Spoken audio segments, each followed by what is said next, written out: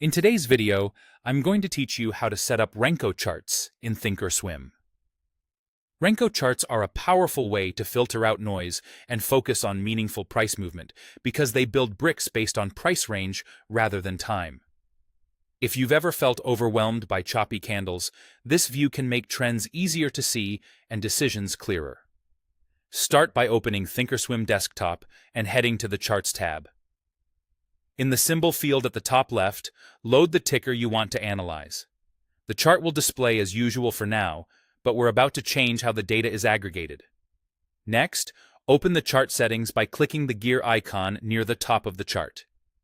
Inside the settings window, go to the Time Axis tab. This is where you control how bars or bricks are built. By default, charts are time-based, but for Renko, we'll switch to a range-based approach. In the Time Axis section, set the aggregation type to range instead of time or tick.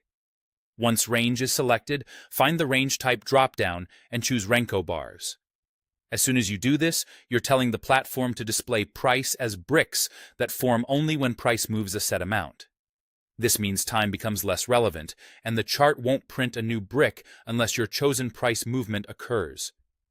Up bricks represent rising price, and down bricks represent falling price, which can make trends and reversals more visually obvious. Now choose your brick size. You can type in a fixed value, such as 0.50 or 1.0, to define exactly how much price must move to form a new brick. Larger values smooth out the chart and reduce noise, while smaller values provide more detail and more frequent bricks. If you prefer the chart to adapt to current market volatility, select ATR, or Average True Range. With ATR, the platform bases the brick size on recent price movement, so in quieter markets, bricks will be smaller, and in volatile markets, they'll adjust larger. This can help keep the chart balanced without constant manual tweaking. When you're happy with the brick size, click Apply to update the chart. You'll see the display switch to Renko bricks immediately.